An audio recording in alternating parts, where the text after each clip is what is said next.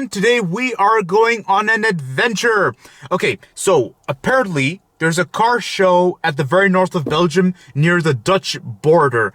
And I've been checking the car show events, and apparently majority of them are always near the Dutch border for some reason. Anyways, we're gonna go there right now, and we're gonna see what it's like. Alrighty everyone, so over here is a good old Volvo truck being used, it was used by the firefighters before. Looks really interesting. It's good old Volvo. I think it's the Volvo Viking. Looks like the Viking to me. We have a modified Volkswagen Transporter, a T2, guys. This one is modified because the front can actually open. This is the first time I've ever seen this modification before, guys. It's really interesting. Awesome. And so basically this is a nice show of how highway patrols or highway controls were conducted, guys. So if you get pulled over, your speeding ticket gets written over there. It's really interesting. And this is your speeding camera to catch you speeding. We have a Mercedes Dutch, guys. I actually had to get used to his name. Now it exists as a coach builder, but they used to build trucks, guys. In fact, I actually thought this was a Wandelen badge. Now, Wandelen is a British truck manufacturer, but it has nothing to do with this truck. This is German. But the thing is, today, Mercedes Dutch specializes in accessories and equipment for firefighters. But they used to build the fire trucks, guys.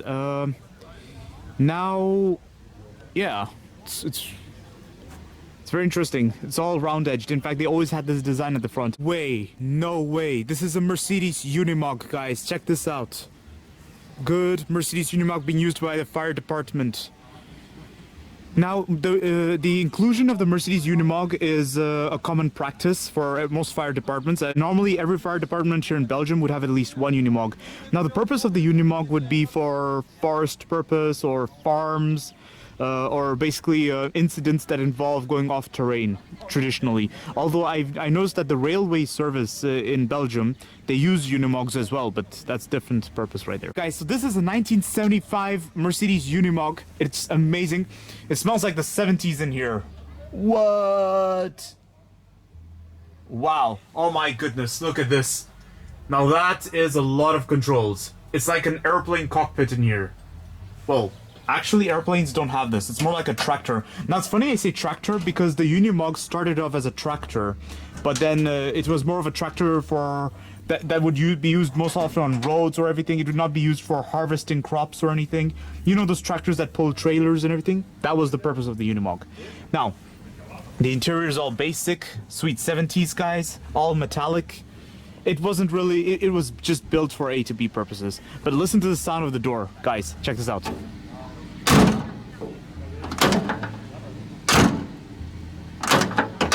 The most Mercedes sound ever. I love those metallic door sounds of classic Mercedes trucks.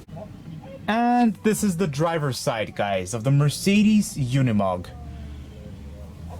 Wow. Sweet 70s. You know, I've been around a lot of cars from the 1970s, and I have to say that this Unimog was... It looks like it's just built for purpose uses. It's not really intended to make a show or anything. It's not intended to strike something unique. What? This is so unfair. How come the back seat gets so much legroom? This is awesome, though. It's all metallic. Here is a 1970s Mercedes fire truck, guys. And they're gonna fire it up right now. Alright, can't wait to hear that engine. Oh! Now this is amazing.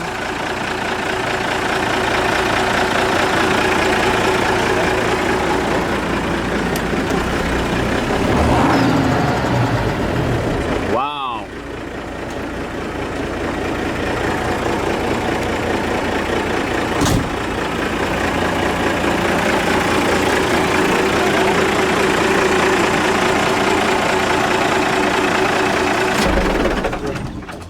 Okay, this whole truck literally shakes when you off it. Now over here is a Volvo Laplander, guys. This is a unique model by Volvo. It was, I think, one of their only trucks that could go off-roading. It's quite interesting how they've gone about it.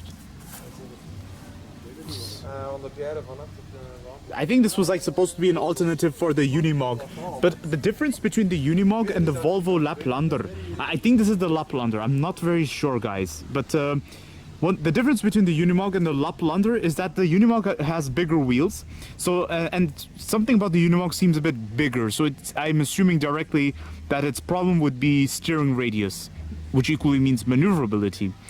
Whereas the Laplander looks a bit smaller. I think the today version of the Volvo Laplander would be something like an Iveco Daily off-roader or Mercedes Sprinter with the off-road kit to it. Oh, this is a DeSoto truck, guys. Looks interesting.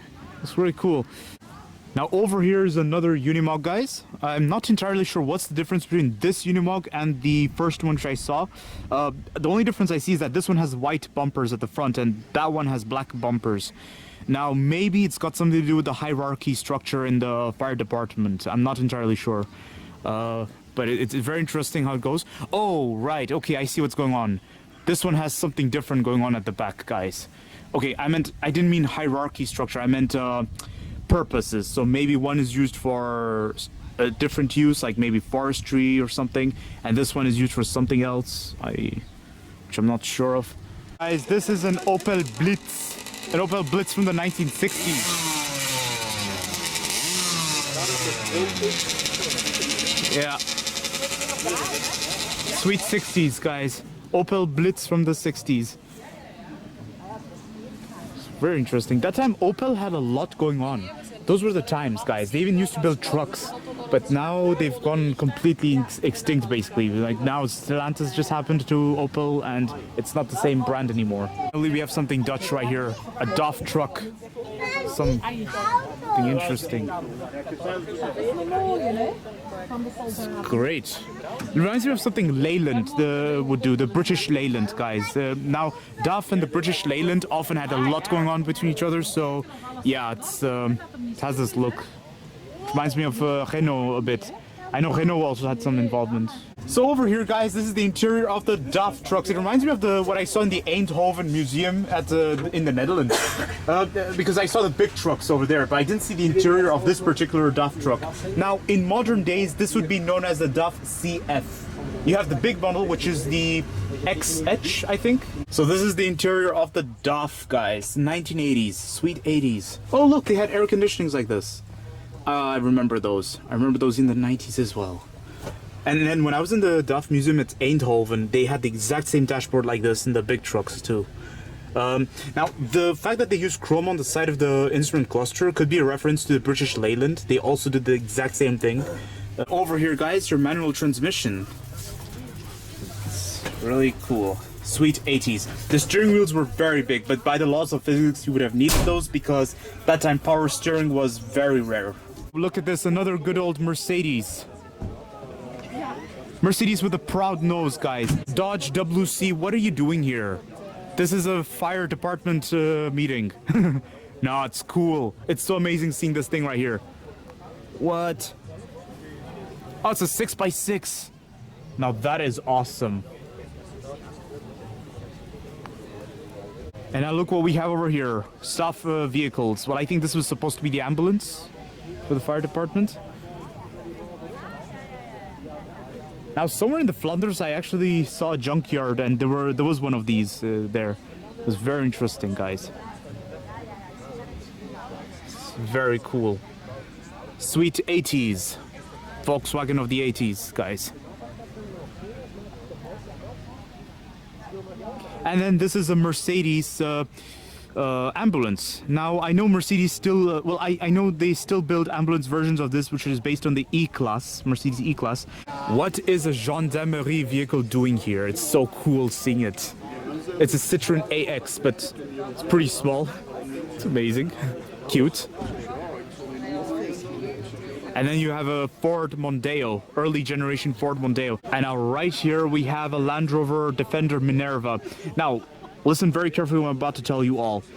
This is a Land Rover Defender, but it was built here in Belgium under a company called Minerva, and therefore it was badged as a Minerva. We call it Minerva, okay? It was very popular amongst law enforcement and the military here in Belgium.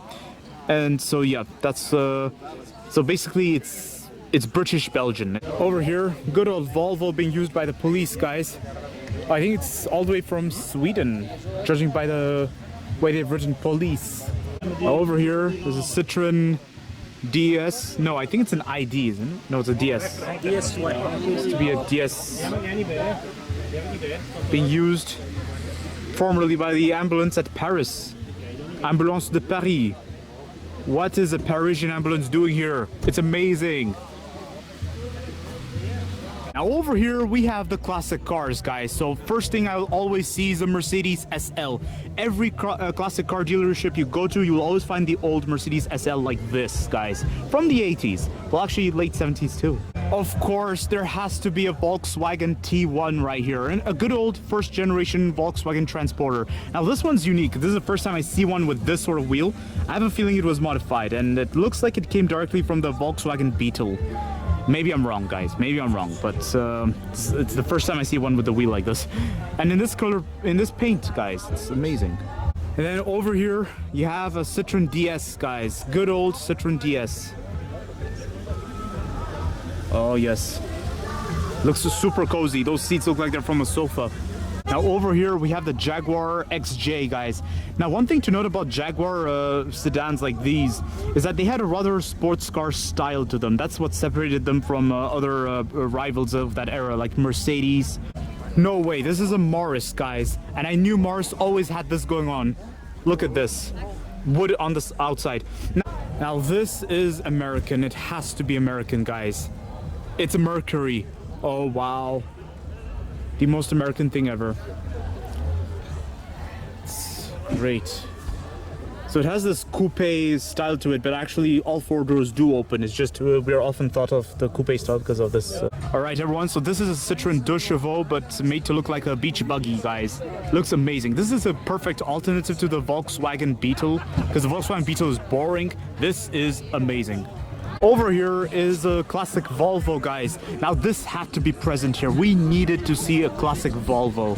Look at this. Good old Volvo. It's a nice car, guys. Very cool how they've gone about it. Very simple, but very safe. There's Citroen deux chevaux. Oh, this is a nice Chevrolet right here. Chevrolet wagon. Over here is a Jaguar, guys, a classic XJ basically. This was like the earlier generation. Now if you look at the bodywork carefully, it looks like a direct competitor to the Rolls-Royce and the Bentley of that era. Old Volkswagen Passat.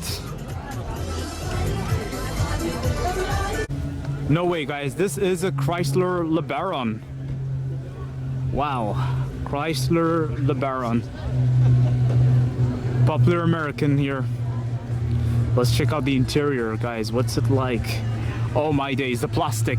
The plastic just reminds me of the PT Cruiser. The Chrysler PT Cruiser. Guys, you have to admire those continuous rear lights. They look amazing. Whoa! Look who just popped up right here.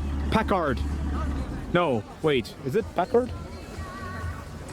It is indeed a Packard, guys. Amazing. I have to say, I like the color involved. These guys were like ahead of everybody when it came to the premium segment. No way, is that another Jaguar XJ again? This is the first time I've seen many Jaguar XJs in a while, like all together in one place, guys.